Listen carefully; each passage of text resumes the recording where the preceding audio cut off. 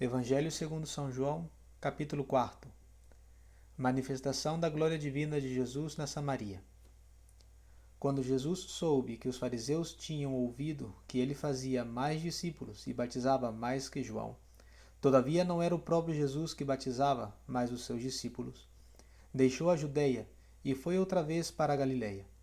Devia, por isso, passar pela Samaria.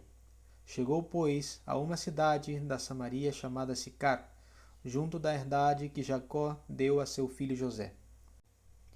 Estava lá o poço de Jacó. Fatigado da viagem, Jesus sentou-se sobre a borda do poço. Era quase a hora sexta. Veio uma mulher da Samaria tirar água. Jesus disse-lhe: Dá-me de beber. Os seus discípulos tinham ido à cidade comprar mantimentos. Disse-lhe, porém, a mulher samaritana: Como, sendo tu judeu, me pedes de beber a mim, que sou uma samaritana? Com efeito, os judeus não comunicam com os samaritanos. Jesus respondeu: Se tu conheceras o dom de Deus, e quem é que te diz, dá-me de beber, certamente lhe pedirias, e ele te daria de uma água viva. A mulher disse-lhe: Senhor, tu não tens com que tirar, e o poço é fundo. Donde tens, pois, essa água viva?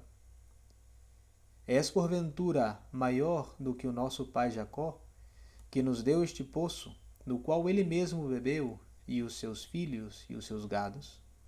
Jesus respondeu: Todo aquele que bebe desta água tornará a ter sede, mas o que beber da água que eu lhe der, jamais terá sede. A água que eu lhe der virá a ser nele uma fonte de água que salte para a vida eterna. A mulher disse-lhe: Senhor, dá-me desta água, para eu não ter mais sede, nem vir aqui tirá-la. Jesus disse-lhe: Vai, chama o teu marido e vem cá. A mulher respondeu: Não tenho marido. E Jesus replicou: Disseste bem, não tenho marido, porque tiveste 5 maridos, e o que agora tens não é teu marido. Isto tu disseste com verdade. A mulher disse-lhe: Senhor, vejo que é profeta. Nossos pais adoraram sobre essa montanha, e vós dizeis que em Jerusalém é o lugar onde se deve adorar. Jesus disse-lhe: Mulher, crê-me, que é chegada a hora em que não adorareis o Pai nem nesta montanha, nem em Jerusalém. Vós adorais o que não conheceis. Nós adoramos o que conhecemos, porque dos judeus é que vem a salvação. Mas vem a hora, e já chegou, em que os verdadeiros adoradores adorarão o Pai em espírito e verdade, porque é destes adoradores que Deus Pai deseja. Deus é espírito, e em espírito e verdade é que devem adorar os que adoram. A mulher disse-lhe: Eu sei que deve vir o Messias, que se chama Cristo. Quando, pois, ele vier, nos anunciará todas as coisas. Jesus disse-lhe: Sou eu que falo contigo. Nisto chegaram seus discípulos e maravilharam-se de que estivesse falando com uma mulher. Nenhum, contudo, lhe disse: Que é o que perguntas? Ou por que falas com ela? A mulher então deixou o seu cântaro, foi à cidade e disse àquela gente: Vinde ver um homem que me disse tudo o que eu tenho feito. Será este porventura o Cristo? Saíram da cidade e foram ter com ele. Entretanto, seus discípulos estavam com ele, dizendo: Mestre, come. Mas ele respondeu-lhes: Eu tenho alimento para comer que vós não sabeis. Pelo que diziam os discípulos uns para os outros: Será acaso que alguém lhe trouxesse de comer? Jesus disse-lhes: A minha comida é fazer a vontade daquele que me enviou e cumprir a sua obra. Não dizeis vós que ainda há 4 meses até a ceifa? Mas eu vos digo: levantai os olhos e vede os campos, que já estão branquejando para a ceifa. O que cega recebe recompensa e junta o fruto para a vida eterna, para que assim o que semeia como o que cega juntamente se regozijem.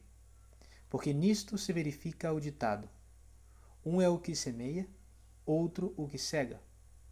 Eu enviei-vos a cegar o que vós não trabalhastes. Outros trabalharam, e vós recolheis o fruto dos seus trabalhos. Muitos samaritanos daquela cidade creram em Jesus, por causa da palavra daquela mulher que dava testemunho. Ele disse-me tudo o que tenho feito. Vindo, pois, ter com ele os samaritanos, pediram-lhe que ficasse com eles. Ficou lá 2 dias.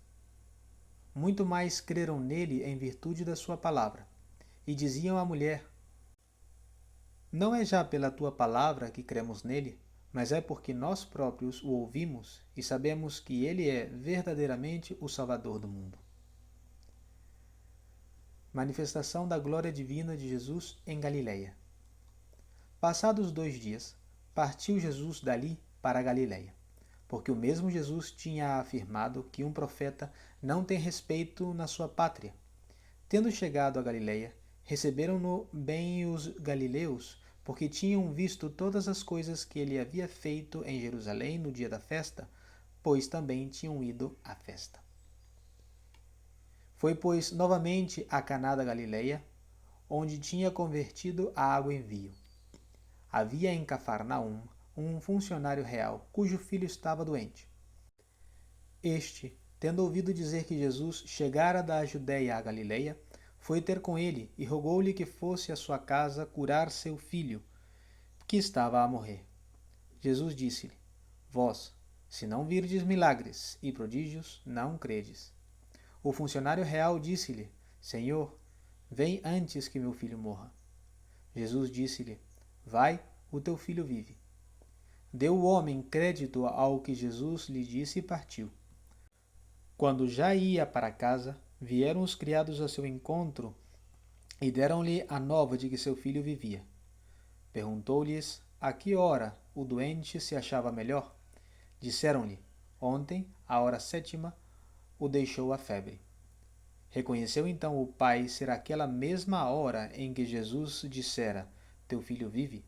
Acreditou ele, assim como toda a sua família. Foi este o segundo milagre que Jesus fez depois de ter vindo da Judéia para a Galileia. Notas do rodapé. Isto é, a graça de encontrares agora o Salvador do mundo. A água viva, linguagem figurada, que significa a graça, a doutrina evangélica e, por último, a vida eterna. Em espírito e verdade. Jesus não condena o culto externo, mas ensina que o espírito deve ter a parte principal no culto de Deus e que o culto externo pouco vale se não é acompanhado do culto interno. Outros trabalharam. Jesus aplica o ditado anterior. Os profetas e ele próprio prepararam a humanidade para receber o Evangelho. Aos apóstolos pertence colher os frutos desta preparação, continuando a obra começada.